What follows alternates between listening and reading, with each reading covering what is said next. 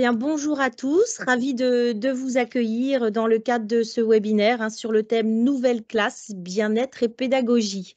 Pour ceux qui ne me connaissent pas, je vais d'abord me présenter. Je suis Gaëlle Garcia, coordinatrice du groupement d'achat Le Gaël 2922, qui a pour vocation de référencer des fournisseurs, des partenaires, pour obtenir des conditions préférentielles dans le cadre des achats des établissements du réseau de l'enseignement catholique. Gaël 2922, donc au service des établissements du Finistère et des Côtes-d'Armor. Alors, hormis cette vocation première, nous essayons également de proposer des animations sur différents sujets. Et ce soir, c'en est un partenariat avec une des entreprises référencées depuis maintenant de nombreuses années, un Manutan Collectivité, qui va vous proposer une intervention, donc animée principalement par Bertrand Chavanel, qui va se présenter dans quelques instants. Et bienvenue également aux interlocuteurs que nous avons régulièrement, Pierre-Jean Goumont et Laurent Chevretot. Juste avant de vous donner la parole, Monsieur Chavanel, quelques consignes. Vous êtes nombreux et j'en suis ravie à vous connecter. Donc, en fait, ce que nous allons faire, nous allons consacrer à peu près 45 minutes à la présentation de Monsieur Chavanel.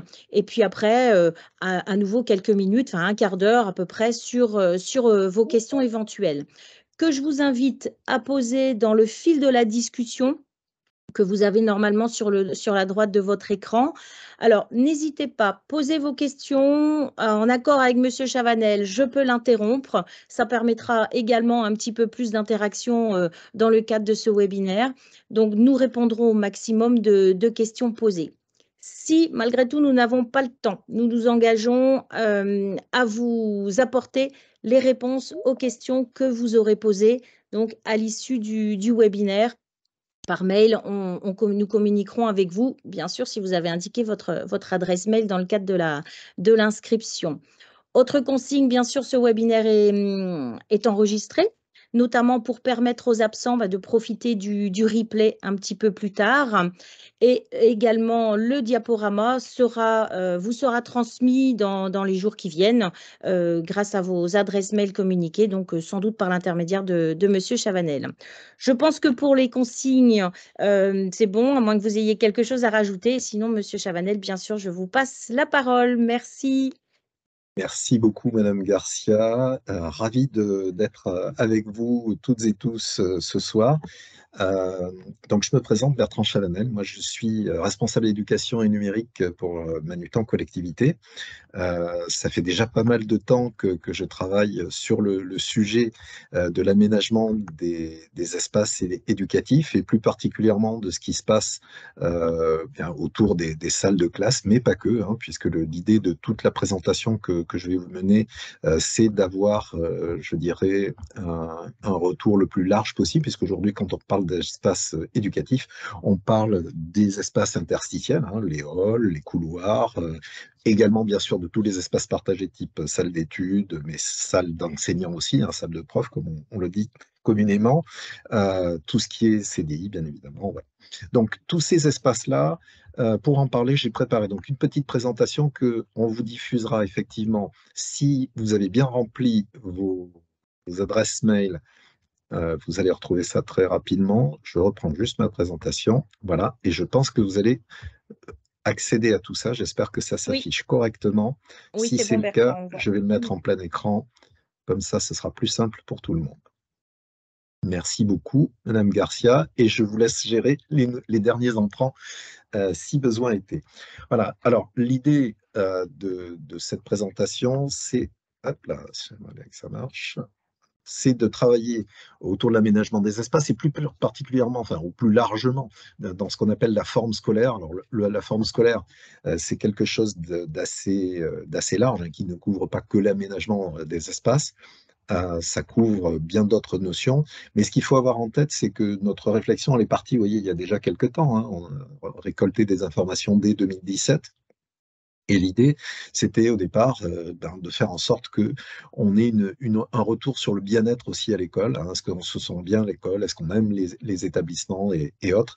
Et donc, de ce point de vue-là, on se rendait compte dès 2017 qu'il y avait quand même un écart entre le fait de dire que l'établissement était plutôt agréable, hein. Toutes les dernières études que l'on voit au niveau du ministère de l'Éducation nationale sont assez clairs. On vient quand même, d'une manière générale, dans les établissements avec plaisir, mais il y a un certain nombre de rapports à l'apprentissage qui ne sont pas forcément dans ce cadre-là. Alors, le climat scolaire, c'est quoi? Ben, c'est un certain nombre de choses, de composantes que vous avez sous les yeux, hein. Donc, il y a tout ce qui concerne la pédagogie, évidemment. Il y a tout ce qui concerne la qualité de vie, on vient de le dire. Mais on a également tout un tas d'autres choses que vous voyez, coéducation, donc là, notamment en rapport, pourquoi pas, avec les parents, la prévention des violences, du harcèlement. On peut rentrer d'ailleurs dans cet espace-là, tout ce qui concerne, et la qualité de vie à l'école, tout ce qui concerne l'hygiène et la sécurité. Et puis vous avez la notion de justice scolaire, de stratégie d'équipe, ou encore d'ouverture sur l'extérieur, la pratique, les pratiques au sens large, partenariales. Alors, nous, on va se concentrer quand même que sur 3 points de manière bien, bien précise. Le bien-être, de manière globale, encore une fois, hein, je vais rester sur ce terme assez vague parce que bien-être, ça veut dire beaucoup de choses. C'est pas qu'une question de confort. On dira pour des aspects mobiliers, on peut se dire oui, tiens, telle chaise ou tel système d'assises, si on prend que cette posture-là, eh bien, ça, c'est confortable ou ça n'est pas confortable. Mais il n'y a pas que ça dans la notion de bien-être. Vous avez tout ce qui concerne bien évidemment le travail, notamment des enseignants et enseignantes que vous êtes, hein, avec toute la partie capacité de faire évoluer l'espace, c'est ce qu'on peut appeler de manière plus large la flexibilité. Et puis, c'est à la fin, si on lit de gauche à droite, mais finalement, c'est peut-être dans l'autre sens qu'il faudrait le prendre, c'est que tout ce que l'on va évoquer, ça n'a quand même qu'une finalité, c'est de favoriser vos approches pédagogiques. Alors, sont-elles nouvelles telles qu'on a écrit? Peut-être. Elles sont, dans certains cas, peut-être beaucoup plus, je dirais, stabilisées. L'important, c'est pas finalement l'innovation en soi, c'est l'efficacité, autant qu'on puisse le faire, notamment au regard de ce que peuvent en ressentir les enfants et puis de ce que cela peut produire éventuellement, bien évidemment, en termes de résultats d'apprentissage. Soyons très très clairs. Le métier de manutenant en collectivité n'est pas de travailler la pédagogie, donc on ne va pas rentrer dans ce que vous pratiquez au quotidien. Par contre, les travaux que nous avons pu mener à travers notamment une cellule qui s'appelle Archiclasse au sein du ministère ou celle de la cellule du bâti scolaire, des échanges qui ont eu lieu, nous ont permis quand même de regarder avec un petit peu plus de, comment dire, de projection les solutions qu'on pouvait vous proposer. Alors, ce qu'il faut avoir en tête, c'est que l'idée de tout ça, c'est quand même de favoriser un point central, pas que celui-ci, mais ce que l'on peut qualifier comme étant central, c'est-à-dire l'attention. Alors, l'attention, ça fonctionne principalement dans un cadre, hein, si on parle du contexte au niveau aménagement, ça fonctionne principalement par le phénomène d'appropriation. En d'autres termes, oui, on est bien dans un espace à partir du moment où on sent qu'il nous donne nos repères et qu'il nous favorise, enfin qu'il favorise, pardon, la pratique de nos propres habitudes, voire de besoins spécifiques et individuels. C'est pour ça que vous retrouvez 3 termes. L'appropriation, c'est le terme central. Faites en sorte que les espaces, notamment une salle de classe, eh bien, soit vraiment le contexte que les enfants, mais pourquoi pas aussi les parents d'élèves, voire vos collègues ou le personnel administratif et d'entretien, il faut penser à tous ceux qui vont graviter dans les espaces. Il faut que ces personnes-là comprennent le lieu qu'elles aient véritablement une capacité de se dire, tiens, je participe de cet effort et de cette dynamique que l'on met en place dans ces nouveaux espaces. Ça passe aussi par un autre aspect, c'est celui de la personnalisation, parce que bien évidemment, il y a une vision hein, dans certains établissements, c'est une longue histoire, hein, les établissements scolaires, mais il y a beaucoup de choses qui ont été issues de tout un tas de mécaniques très institutionnelles, et c'est vrai que beaucoup d'établissements scolaires sont très dépersonnalisés. Or, on évolue de plus en plus par d'autres côtés, dans d'autres situations, dans des univers qui, eux, sont de plus en plus personnalisés.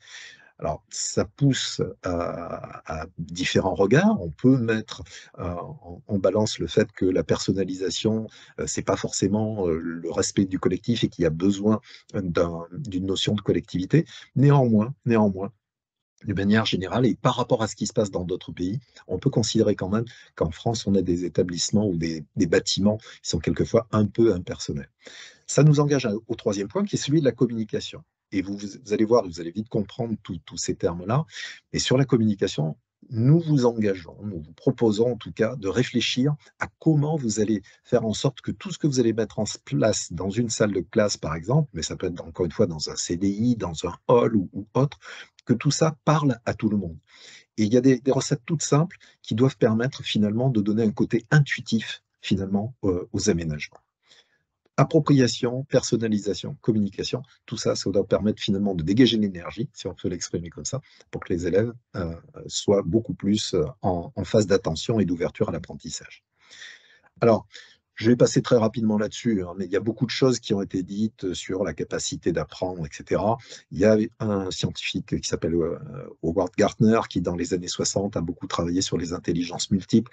Ces sujets ont beaucoup de commentaires. Néanmoins, on peut peut-être considérer quand même que dans chaque individu que représentent les élèves, tout du moins, eh bien, on a effectivement une part de préférence ou d'orientation. Et donc, effectivement, on a peut-être des élèves qui sont peut-être plus tournés vers le côté oral, d'autres plus vers le collectif ou au contraire vers l'autonomie. Et vous voyez, toutes ces mécaniques d'apprentissage que Howard Gardner avait identifiées, eh bien, l'idée, c'est peut-être aussi d'apporter cette notion de différenciation à travers l'aménagement des espaces. Ça passe bien évidemment par les pratiques, et dans les pratiques, on a dégagé un certain nombre de principes d'animation pédagogique. Encore une fois, nous, on ne va pas rentrer là-dedans parce que ce n'est pas notre domaine, ce n'est pas notre métier. Par contre, c'est vrai que l'idée des équipements et des aménagements dans lesquels on vous propose d'aller, c'est quand même de servir ces approches, ces méthodes d'apprentissage. Donc, on peut citer l'apprentissage par projet, par conception, par résolution de problèmes, etc. En tout cas, il y a de multiples facettes à votre façon de transmettre le savoir, y compris d'ailleurs le côté plus académique, je dirais de manière frontale, que l'on a tous connu. Mais aujourd'hui, c'est vrai qu'il y a besoin de changer très souvent de méthode et d'approche parce qu'on a des enfants qui sont peut-être un petit peu moins captifs, on va dire ça comme ça, en tout cas qui sont habitués à avoir plusieurs formes. Alors, les pistes pour aménager la salle de classe, si on ne parle que de cet espace-là, elles ne sont pas neuves. Elles datent notamment de réflexions qui sont remontées. Alors nous, on ne va pas remonter à l'historique des pédagogies dynamiques ou autres qui auraient aussi leur mot à dire dans ce cadre-là. Et nous, on a commencé à regarder ça de manière très attentive à travers ce qui s'est passé sur le numérique éducatif, parce qu'on a été très sollicité sur le numérique éducatif. Et en fait, on s'est rendu compte que, à la base, il y avait quand même une question qui était de dire, oui, mais c'est bien le numérique, mais pourquoi faire? Et donc, de remettre finalement le numérique à sa place en tant qu'outil. Et l'espace de la salle de classe en tant que tel, finalement, devient lui aussi outil d'apprentissage. Et dans cette représentation, qui est une représentation du ministère de l'Éducation, finalement, vous avez différentes situations. Des petits îlots déjà, on remarque que ce n'est pas une classe en autobus. On peut imaginer finalement beaucoup d'animation, de travail en autonomie. On voit un enfant avec un casque au milieu dans un univers un petit peu différent. On imagine des postures qui sont elles aussi très variées. Alors, il y a beaucoup d'enfants assis sur les tables là, mais après tout, il y a une certaine forme de liberté de mouvement et qui est pas venu par hasard dans le cadre du numérique, c'est qu'on a eu beaucoup de produits nomades, de produits ouverts en termes de déplacement, et donc effectivement, il fallait pouvoir composer avec ça, et puis avec l'évolution, d'une certaine façon, de beaucoup d'enfants qui eux-mêmes ont besoin d'apprendre à gérer leurs énergies pour tout un tas de raisons. Alors, si je prends un exemple d'un travail de suivi que j'ai mené, moi, avec le réseau European Schoolnet. Alors, je ne sais pas si ça parle à beaucoup d'entre vous, mais European Schoolnet, c'est une cellule qui est basée à Bruxelles, qui, comme son nom l'indique, dépend de l'Europe. Elle rassemble un petit peu plus, d'ailleurs, que l'Europe économique. Elle rassemble 34 pays. Et cette cellule-là, elle est venue justement à partir du numérique éducatif et de se dire, pourquoi pas, on pourrait peut-être faire un petit showroom, quelque chose pour montrer tout ce qui existe dans le numérique. Et puis de fil en aiguille, ils se sont rendus compte que ce n'était pas la démonstration des produits qui comptait, c'était plutôt la façon d'aménager l'espace. Et donc, ils ont conçu cette réflexion d'un espace, vous voyez, par verbe d'action, avec des zones dédiées. Alors, tout ça, ça n'a rien de neuf, parce que ça existe au primaire, notamment, on a l'habitude de faire un coin lecture, de faire un coin calme, de faire éventuellement un coin de présentation ou autre. Ben là, l'idée, c'est de le systématiser. Et ce qui est intéressant, c'est que, vous voyez, j'ai un espace présenté, j'ai un espace construire, j'ai un espace comprendre, tout ça, ce sont des verbes que tout le monde peut comprendre, et donc ça donne une intentionnalité, finalement, à la constitution de l'espace et à l'équipement qui y est. Et toute l'idée de la réflexion qu'on vous propose, c'est vraiment de raisonner comme ça pour pouvoir au maximum coller à vos temps pédagogiques et à vos intentions en termes de transmission. Là, ce qui est décrit dans la petite maquette visuelle hein, que vous avez sous les yeux, c'est aussi des espaces qui sont délimités. Donc, quand je parlais de communication tout à l'heure et de compréhension intuitive du lieu, eh bien, c'est cette idée qui peut être prise en compte. Là, ils ont poussé le sujet dans la maquette jusqu'à faire des sols de couleurs différentes. Pourquoi pas? C'est pas forcément le plus simple dans beaucoup de salles de classe, mais nous, on a eu des espaces où on a tout simplement eu des représentations nominatives, hein, avec le verbe présenté sur un panneau. Et évidemment, ça peut paraître, je dirais, totalement fortuit ou anodin, parce que dans le corps enseignant que vous êtes, bah, vous savez ce que vous venez faire dans un espace de présentation. Oui, mais pour les enfants, et peut-être pour les parents, encore une fois, le personnel administratif ou d'entretien, c'est plus important encore de comprendre cette logique et cette dynamique de travail. On sait que, oui, grosso modo, quand on vient en classe, on présente, on construit, on comprend, on cherche, on échange. Mais c'est peut-être encore mieux de le signaler, de montrer des dispositifs qui favorisent véritablement des pratiques différentes dans ce cadre-là. Alors, pour aller plus loin, eh bien, qu'est-ce qu'on fait? On a besoin de flexibilité. Alors ça, c'est un sujet qui revient très régulièrement. On nous sollicite beaucoup sur ça, dans l'esprit de dire finalement: «Mais oui, mais moi, ma salle, j'ai besoin de déplacer les tables parce que je fais des petits ateliers et j'aimerais bien pouvoir mettre mes élèves de telle et telle façon». C'est un argument majeur et on a vu beaucoup d'équipements. Et il existe énormément de tables, de chaises, hein. Je fais la promotion un peu, bien évidemment, de ce que fait Manutan Collectivité, mais pour autant, retenez bien que le principe pour nous, c'est de vous offrir un maximum de façons de travailler. Donc oui, aujourd'hui, les petits schémas que vous avez en haut là, sous toute forme, sont possibles, avec des chaises et des tables potentiellement à roulettes ou pas. Moi, ce que je voudrais quand même dire, et je vais juste reprendre une seconde la diapositive précédente, c'est que ce qu'on appelle classe flexi, puisque c'est le terme qu'on entend beaucoup, c'est tout sauf le bazar. C'est-à-dire qu'en fait, il faut vraiment se dire qu'aujourd'hui, un espace d'apprentissage dynamique, si on peut le qualifier comme tel, vous voyez, il est structuré par ses couleurs, il est structuré par ses verbes d'action. Et donc, oui, je vais avoir de la flexibilité à travers du mobilier qui me permet d'avoir des configurations multiples et faciles à mettre en œuvre, puisque ça fait partie des demandes de challenge qui nous est souvent proposé. Pour autant, ça ne veut pas dire la salle, elle est ouverte et elle est, je dirais, simplement mise à disposition. Non, elle est déjà structurée, il y a déjà des intentions sur lesquelles on peut se fixer.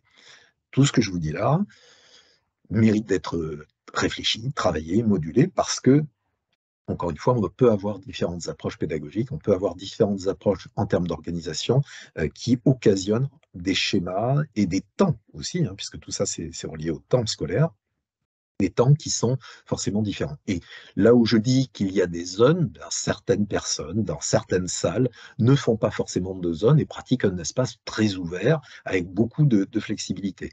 Pour autant, moi j'insiste, il est important d'avoir une structure parce que c'est aussi un élément de référence pour la plupart des enfants. Alors pour autant aussi, les enfants ont besoin aujourd'hui, je le disais tout à l'heure, de gérer leurs énergies. Alors, pardon pour le côté très standard des postures qui sont citées là, mais oui, aujourd'hui, on a beaucoup d'enfants qui sont peut-être plus, je dirais, en recherche de mouvement. Ils ont l'habitude de se tenir de manière différente aussi chez eux, hein, il faut être lucide. Qui, chez soi, ne prend pas son ordinateur, si je reprends le prétexte du numérique, pour travailler sur son canapé, et on ne sera peut-être pas assis de manière très très formelle. On va peut-être avoir une jambe sous une fesse, comme on voit un des enfants là, mais on va quand même être en situation de produire quelque chose, ou en tout cas de s'intéresser, d'avoir un niveau d'attention. Et c'est important, parce que toute l'attention que je mets finalement à ne pas me tenir de manière standard, je peux peut-être la consacrer davantage à ce que j'ai à apprendre, à ce que j'ai à lire, à regarder de manière plus large, plus ouverte. Il y avait d'ailleurs, je cite une anecdote, hein, il y avait une animatrice pédagogique en Angleterre qui avait monté un stage qui s'appelait Tiens-toi droit. Et en fait, c'était une pièce de théâtre. Et vous l'avez compris, l'injonction traditionnelle Tiens-toi droit était contrebalancée par tout un tas d'approches pour montrer tout l'intérêt de gérer finalement plus les énergies des enfants. Je vais passer très rapidement parce qu'on a déjà beaucoup parlé d'appropriation en tout cas. Le bien-être, j'en ai touché quelques mots, et la communication, pardon. J'espère que vous avez saisi l'intérêt. Alors voilà un cas pratique, précis. On est dans une salle de classe dans la région parisienne, salle de classe de primaire, avec deux photos, hein, et vous remarquerez un certain nombre d'éléments de composition. Alors, oui, là au sol, les couleurs n'étaient pas marquées. On a fait les photos au moment où on avait fini d'installer.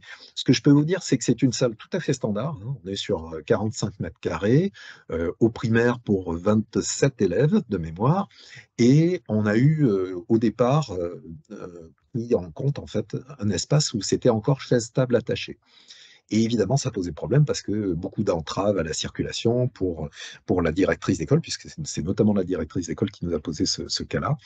Et on a conçu en fait des îlots, alors qui sont plus ou moins visibles, mais on distingue quand même des ensembles, hein. Sur la droite, dans l'image qui se trouve en bas, on conçoit que bien évidemment, on regarde le tableau et que c'est plutôt une zone présentée, si je reprends le verbe d'action de tout à l'heure. Et puis à l'inverse, hein, toujours sur la même photo en bas à droite, vous avez un pouf qu'on devine, qui est plutôt le coin calme et qui est un peu scindé du reste de la classe.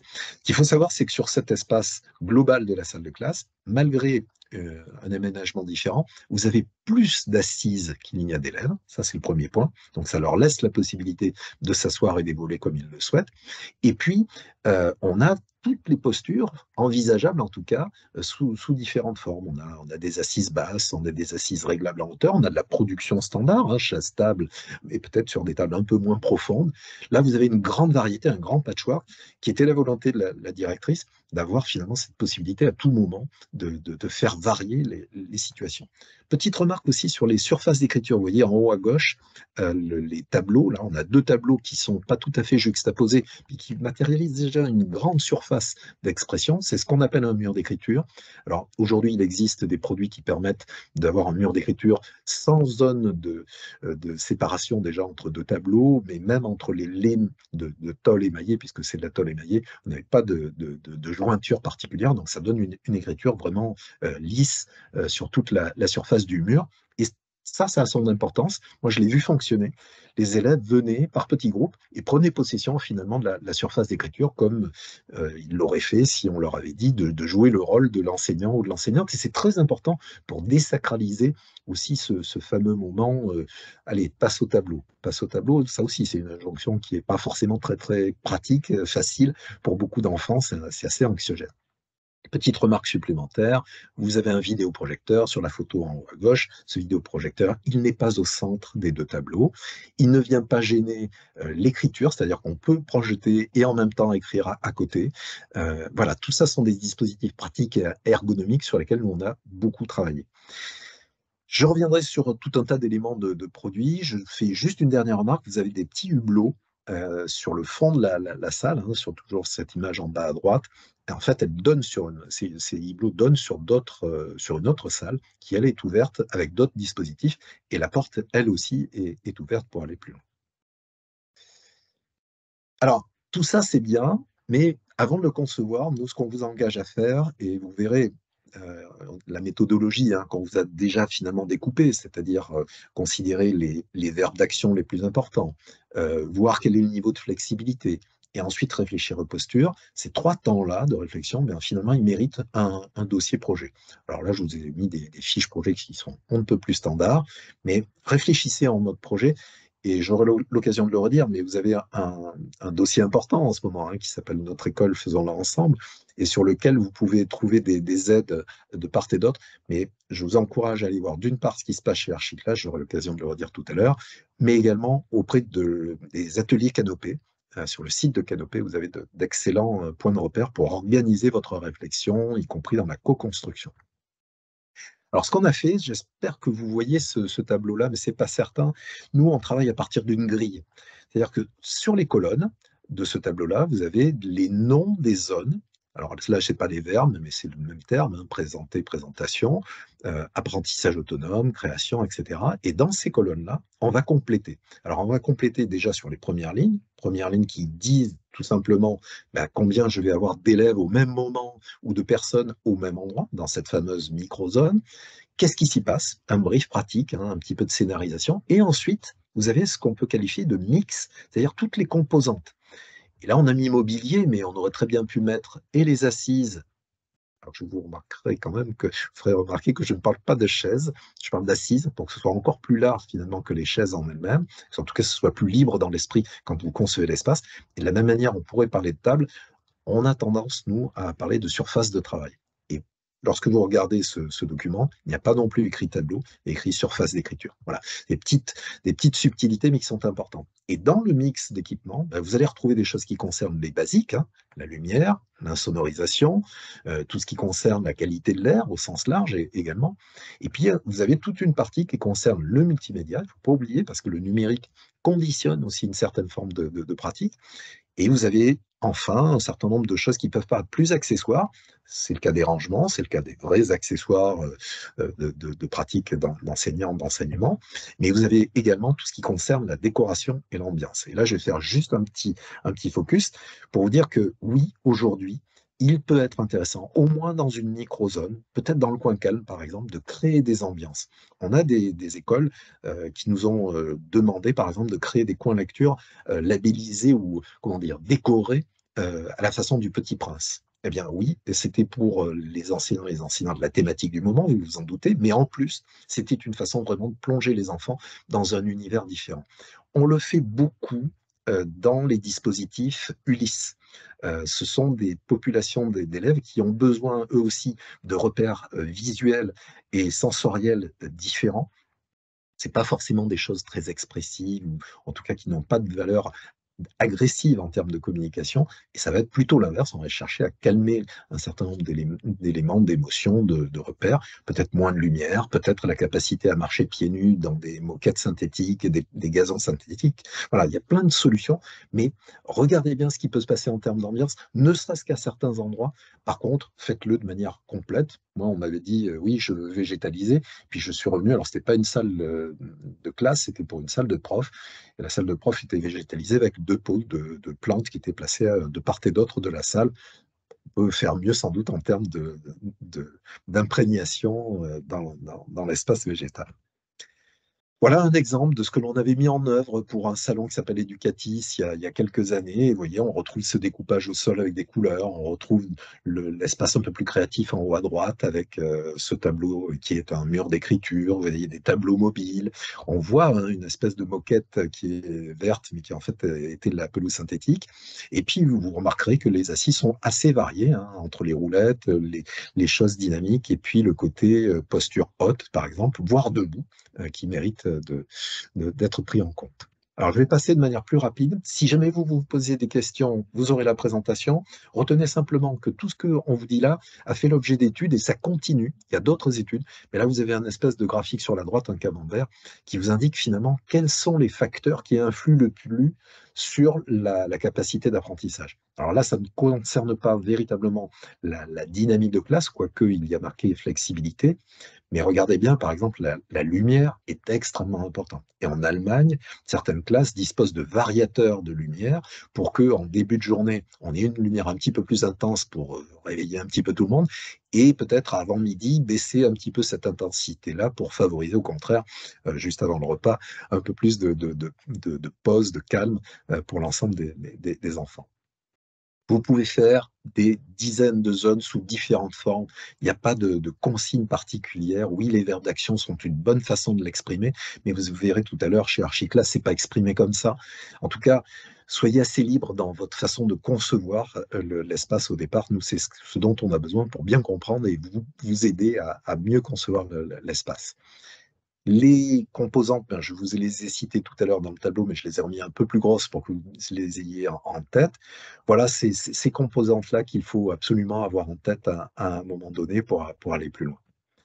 Le tableau, je suis passé dessus. Les postures, vous voyez, il y a différents schémas pour réfléchir aux postures. On peut aller jusqu'à des postures très relâchées, très, très détendues. On a un établissement à Brest, Pierre-Jean pourra en parler, hein, qui est un établissement qui a fait sur une salle, un coin en plein milieu d'une salle au collège, qui a fait un espace de détente avec des poufs. Voilà ce que fait Archiclass. Alors là, c'est vraiment le milieu éducatif. dont vous faites partie, vous retrouverez certainement des termes qui vous parlent davantage. Ça, c'est le vocabulaire de Rosenbosch, qui est une sociologue qui a stigmatisé un certain nombre de situations d'apprentissage. Et on retrouve, alors, c'est pas se rassembler ou se concerter, échanger, ça porte d'autres noms, mais c'est quand même le même état d'esprit. Moi, ce que je pense, c'est que l'intérêt des verbes d'action qu'a utilisé le European Schoolnet est intéressant parce que il donne finalement une clé de lecture peut-être plus commune et donc plus facile, plus transparente en tout cas pour les différentes personnes qui vont circuler dans l'espace. Je pense notamment aux parents, à vos collègues, en dehors de l'aspect pédagogique notamment. Voilà, sur le site Archiclass, vous retrouverez un certain nombre de liens. Je vous invite à consulter ce site, c'est extrêmement riche. Vous avez des témoignages, vous avez des représentations de salles de classe, vous avez des visualisations de salles de classe, puisqu'il y a des visualisations 3D qui ont été faites. Nous en avons aussi sur le site de Manutan Collectivité, bien évidemment. Alors, je ne prendrai pas le temps de vous lire la vidéo, en plus ça peut ne pas marcher à distance, mais sur le diaporama que vous allez pouvoir consulter, regardez cette petite vidéo. C'est une vidéo américaine sur un équipement particulier qui est une chaise, mais qui est constitué d'un ensemble, et vous verrez qu'il y a une dynamique de classe qui est très intéressante. Voilà ce que ça peut donner. Là, c'était pour un collège parisien aussi, où on a réfléchi à d'autres formes de mise en place. Et vous voyez, on est sur un espace le plus ouvert possible. On devine une certaine forme d'autonomie. Là encore, la question de la labellisation des espaces n'était pas donnée. Et c'est ça qui peut perturber au départ parce qu'on ne sait pas par où on commence. Donc là encore, j'insiste pour la structuration de l'espace. Mais pour autant, on imagine quand même qu'il y a une dynamique oui, de liberté de mouvement, ce qui peut occasionner aussi un certain nombre de bruits scolaires, il faut en être conscient, mais il y a un temps d'adaptation, à la fois d'ailleurs pour vous, enseignants et enseignantes, mais également pour les élèves, et ce sont des choses qui se mettent en place petit à petit. Il faut garder certains rituels, certaines habitudes en termes de discipline pour bien faire comprendre l'intérêt de tout ce que l'on peut proposer. Voilà les tables dont vous avez vu quelques schémas tout à l'heure, avec différentes dispositions.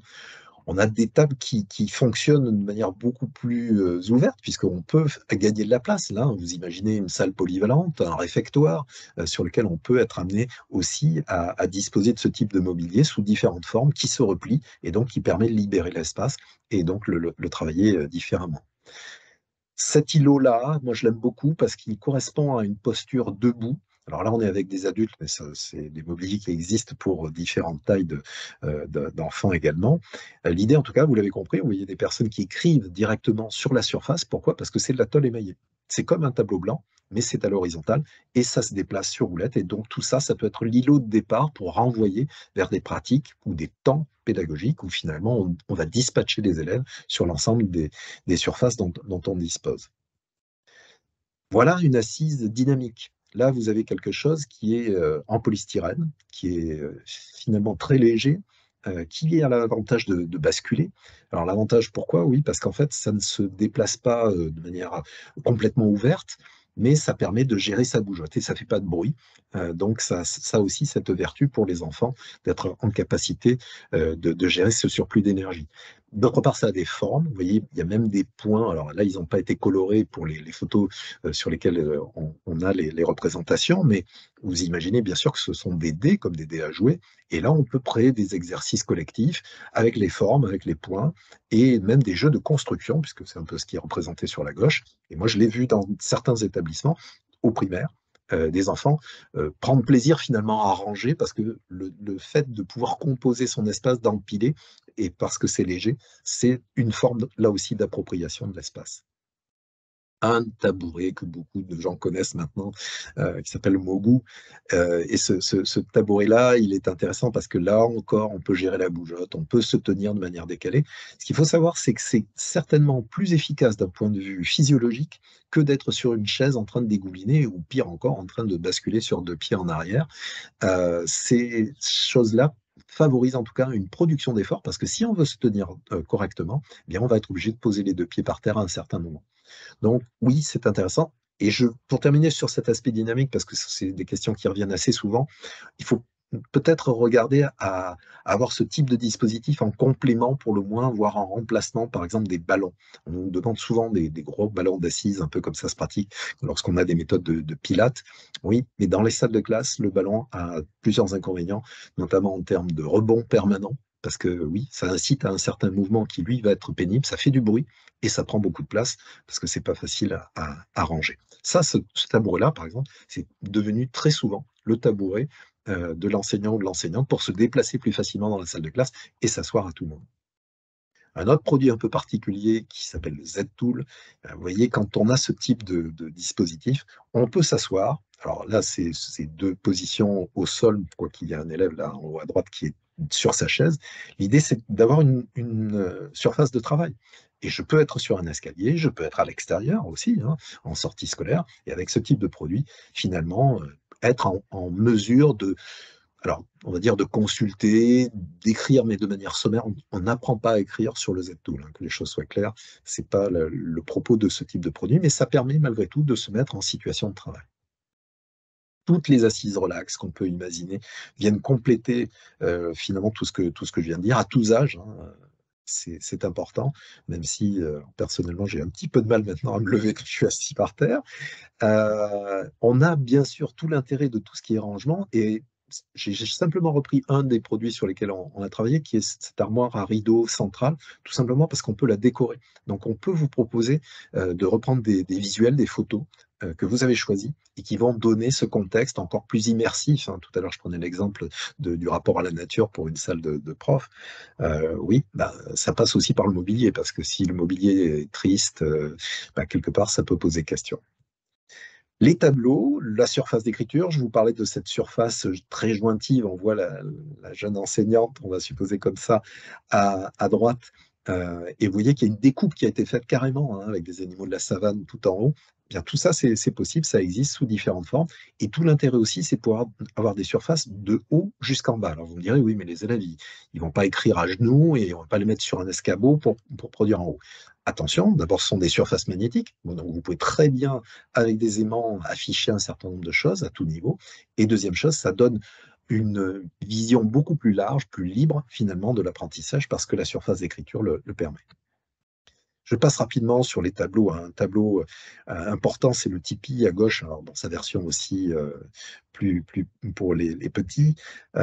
L'idée, c'est de pouvoir déplacer cette surface d'écriture et d'en avoir à peu près où on le souhaite. Aujourd'hui, en tout cas, on sait faire des surfaces d'écriture. Vous l'avez vu sur une table à l'horizontale. On pourrait en mettre derrière les armoires, des canapés, etc., sous différentes formes. Voilà la salle que vous n'avez pas vue tout à l'heure, hein, à travers les hublots. Et là, on a des pergolas qui, à l'origine, étaient d'ailleurs destinés à l'extérieur, mais qu'on a recomposé en intérieur parce que la directrice de l'école m'avait dit je veux des coins façon carré SNCF. Moi, je ne suis pas un adepte dans le train des carrés parce que je trouve qu'on n'est jamais bien assis, ni pour travailler, ni pour se reposer. Mais c'est vrai qu'il y avait besoin d'un côté un peu plus cocooning. Et ces travées-là en bois ont été aménagés plus tard avec des carrés, soit pour produire un élément d'absorption sonore, hein, donc vous avez deux carrés par travée en hauteur, hein, soit tout simplement pour mettre là encore une surface d'écriture, soit pour faire de la décoration. Et on pourrait très bien imaginer qu'une pergola comme celle-ci soit complètement habillée façon végétale. Voilà un hall sous différentes formes, on n'est pas aux mêmes âges. Là aussi, on a beaucoup joué sur les coloris, mais on comprend bien que dans cet espace-là, on ne rentre pas dans un espace d'attente où finalement il y a un peu de stress avant de rentrer en cours. Non, on est déjà dans un espace, hein, où l'on invite à consulter, à travailler sous différentes formes. Et là encore, il y a une réflexion à mener. Et peut-être que ce sont ces espaces-là, d'ailleurs, qui sont les plus faciles à partager au départ. Quand on rentre dans cette logique d'espace flexible, on se dit, oh oui, mais moi, ma classe, est-ce que je vais y passer tout mon temps de la même façon? Regardez les espaces à partager, hein, les salles d'études, les CDI qui sont pilotés par mesdames et messieurs les professeurs documentalistes. Voilà, ce sont des espaces sur lesquels le temps scolaire est un petit peu différent. Et donc, effectivement, ça permet de rentrer progressivement dans d'autres logiques. Voilà, encore d'autres représentations. On en a mis quelques-unes, hein, pour vous inspirer au maximum. Vous remarquerez au plafond des systèmes d'insonorisation. L'idée, c'est que oui, quand on donne un peu de liberté de mouvement, eh bien forcément, il y a un petit peu de bruit. Ben, il faut l'accepter parce que ça fait partie de l'autonomie qu'on donne aux enfants. Et petit à petit, ce sont des choses d'ailleurs qui se régulent. Il y a besoin forcément de temps, peut-être un peu disciplinaire par moment. Mais voilà, on arrive finalement à trouver, encore une fois, un modus vivendi collectif différent. Je vous laisse consulter la vidéo sur le CDI, comme tout à l'heure, sur les produits particuliers. Vous verrez, on a fait des études vraiment intéressantes, je crois, sur la façon de concevoir. Vous devinez d'ailleurs sur le mur une citation qui peut là aussi labelliser l'espace, hein, donner une intention. Voilà la classe dont on parlait à Brest, avec cet espace très ouvert. Et là, on n'avait pas mis un mur d'écriture, mais c'était une piste d'écriture. À l'époque, les murs d'écriture étaient peut-être pas assez poussés. Et puis, vous remarquerez que de part et d'autre, à gauche et à droite, on est sur un effet grand angle, donc attention. Mais vous avez des écrans qui permettent de travailler en petits groupes avec des ordinateurs, avec les tables en demi-lune que vous voyez notamment à droite. Voilà, cette même salle sous d'autres formes, avec les enfants. Et vous voyez que les postures et les situations sont assez ouvertes. Ça n'empêche pas de concevoir des espaces qui soient faciles à entretenir. Là, les chaises sont renversées pour passer l'aspirateur ou nettoyer ces salles-là. Et on fait la même chose, alors c'est un point important parce on nous sollicite beaucoup en ce moment, sur tout ce qui est aménagement extérieur. Alors, l'aménagement extérieur, je ne vais pas revenir sur tout ça, mais je vous invite là aussi à regarder la vidéo. Vous verrez la salle de classe répartie en microzones, ça peut être aussi la cour de récréation. Et donc, dans cette cour de récréation, vous avez un espace qui est un espace d'exercice, de motricité, mais vous avez aussi une vraie salle de classe à l'extérieur. Et ça, c'est très intéressant aujourd'hui.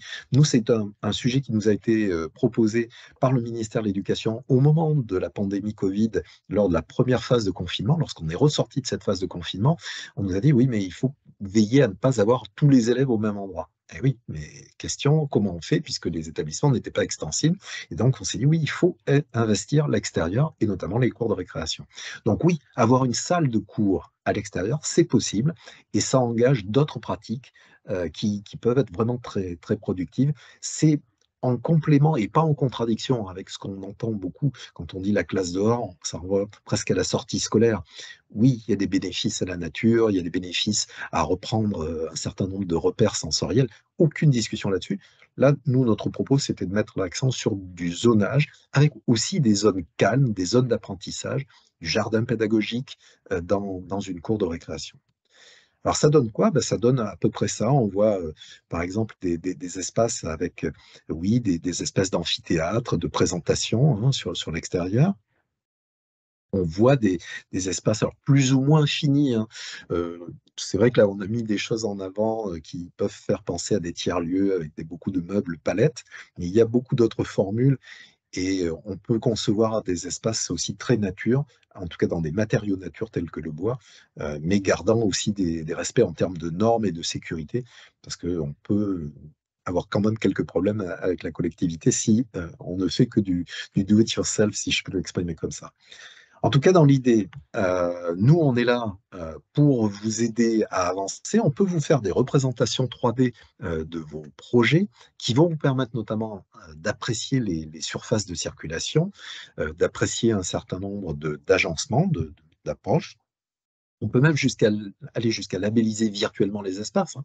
Vous voyez dans l'image en haut à gauche, oui, vous voyez ces fameuses étiquettes aussi dont je parlais en bas à droite. L'idée, c'est que vous ayez vraiment la capacité à vous dire comment ça va fonctionner, comment je vais appréhender cette nouvelle façon de travailler.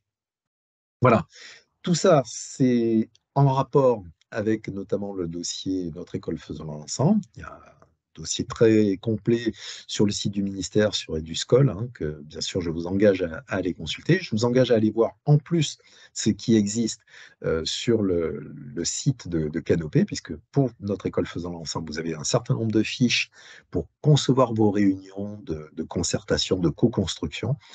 Et bien évidemment, nous sommes à vos côtés pour vous aider à avancer, notamment dans la structure de l'espace. Parce que si vous voulez, tout ce qu'on a évoqué, tout ce qui est fait, même sur Archiclass, hein, tout ça, c'est fait pour vous aider à avancer à travers la pédagogie. Nous, on n'est pas des spécialistes de la pédagogie. Par contre, on peut essayer de en donner le maximum de traduction matérielle. Et ce fameux tableau avec les mix, les 3 étapes, microzone, flexibilité, posture, ça, c'est vraiment un sujet sur lequel, là, on peut vous apporter potentiellement quelque chose.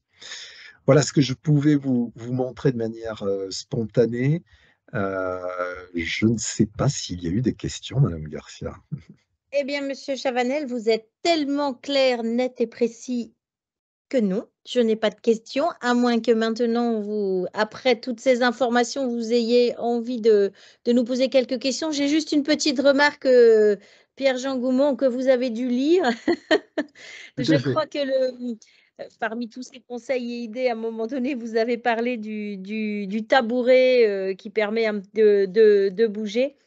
et une réflexion, je dirais, sur le prix qui leur paraît un petit peu élevé. Donc bon, c'est plus dans une relation avec vous et un projet qu'ils peuvent voir, Oui, cet élément. par rapport à ça, ça reste moins élevé de toute façon qu'une chaise à roulettes, par exemple. Ça reste aussi moins cher qu'un ballon, tout simplement. Et puis, l'autre intérêt du Mogu, c'est que vous allez pouvoir dévisser les anneaux centraux pour pouvoir le descendre. Donc, finalement, vous n'avez pas un produit, mais finalement plusieurs produits. Donc, bon an, mal an, c'est utile aussi quand même. Il a son utilité, son prix est justifié quand même. Bon. Alors je vous laisse, intervenir. Non, pas d'autres questions? Est-ce qu'il y a des Je vous laisse remarques? Parce que réfléchir. souvent, Non, j'ai pas c'est eu. vrai on a ce. Alors, encore une fois, hein, je suis passionné par le sujet, donc j'espère qu'on Ah ne mais on vous m'en écoute, voudrait pas. alors on vous laisse parler toute la soirée, hein, c'est C'est vrai que je suis plutôt vraiment très engagé dans tout ça parce qu'en plus, avec le temps, on a vu beaucoup de choses. Donc, on a cette capacité aussi à vous donner éventuellement des points de repère avec vos collègues. Je sais qu'il y a des dossiers qui sont cités comme dossiers témoins sur la lettre de l'enseignement catholique. Et donc, je crois qu'il y en a 15, 16 comme ça qui peuvent servir de point de repère avec vos d'accord. collègues. Donc, n'hésitez pas à bien évidemment échanger et, si possible, à structurer, encore une fois, si je peux me permettre d'insister sur un point, c'est à structurer le raisonnement. Alors, voilà, une première question. Ah oui, du coup, on a une question. Vous les voyez là, monsieur Chabanel? Oui, je les Ah vois. bah, je vous Alors, laisse, effectivement, je vais peut-être parler répondre à la peut-être de première. Y a-t-il des subventions pour subventions. s'équiper? Alors, les subventions, oui, dans le cadre du plan, justement, notre école, faisons-la ensemble. Là, vous avez un plan assez intéressant parce que sur l'année scolaire en cours, il est prévu de dépenser, en tout cas, il y a une enveloppe à disposition de 150 millions d'euros. Alors, 150 millions d'euros, ça ne va pas vous parler individuellement ou par établissement, mais ce qu'il faut avoir en tête, c'est que ça correspond grosso modo à une enveloppe nécessaire pour équiper à hauteur de 40 000 euros la quasi-totalité des établissements sur tout le territoire. Donc, il y a déjà de quoi faire. Mais en plus de ces 150 millions, vous avez sur les 4 années qui viennent supplémentaires, vous aurez 350 millions supplémentaires. Donc, c'est pas neutre. Et ces subventions, pour les obtenir, comment ça se passe? Eh bien, il faut aller sur le site. Alors, vous verrez la petite image, hein, le petit diaporama que j'ai fait. Vous pouvez cliquer sur l'image et vous accédez directement au site EduScol, hein, qui est le site du ministère, sur la page d'accueil Notre école, faisons-la ensemble. Et vous aurez un petit dossier, finalement, je vois une autre question, vous aurez un petit dossier sur lequel vous pourrez compléter finalement vos échanges, vos travaux avec vos collègues. Et ce qu'il faut savoir, c'est que ça, c'est indépendant de ce que peuvent attribuer notamment les collectivités. Donc c'est intéressant parce qu'en fait, c'est directement le rectorat par ce qu'on appelle le Fonds d'innovation pédagogique, le FIP, qui vous permet de bénéficier de fonds, de moyens financiers pour aménager vos espaces. Par contre, je précise, ça a été très clairement redit au ministère, l'accent est mis sur la dimension du projet pédagogique en lui-même.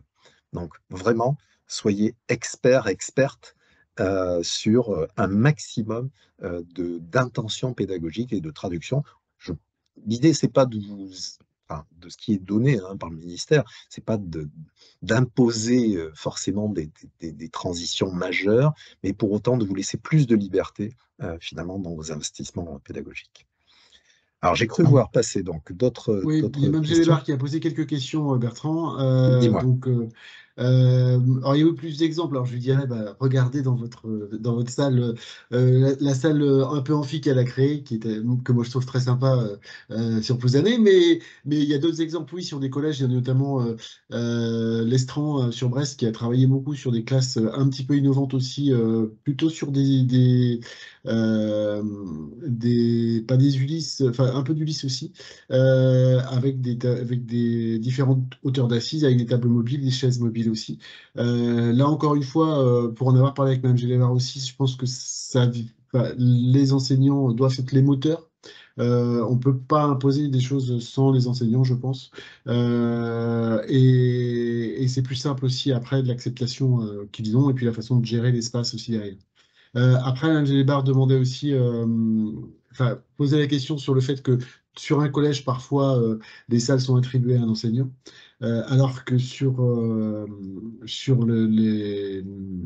Alors, sur le Ah non, c'est primaire, plutôt c'est l'inverse. ouais, C'est l'inverse, pardon.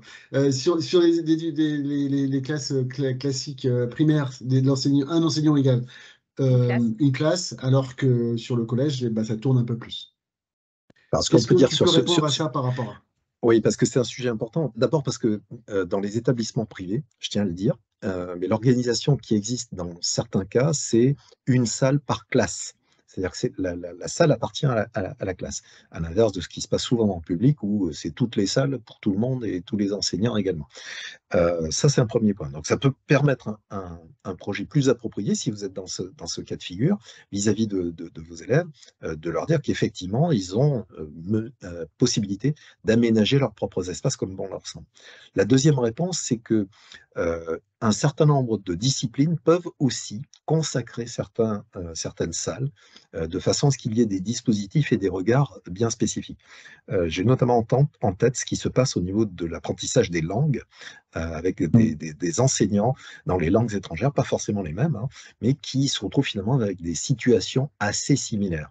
Et donc, ça peut être une solution, là encore, pour aménager.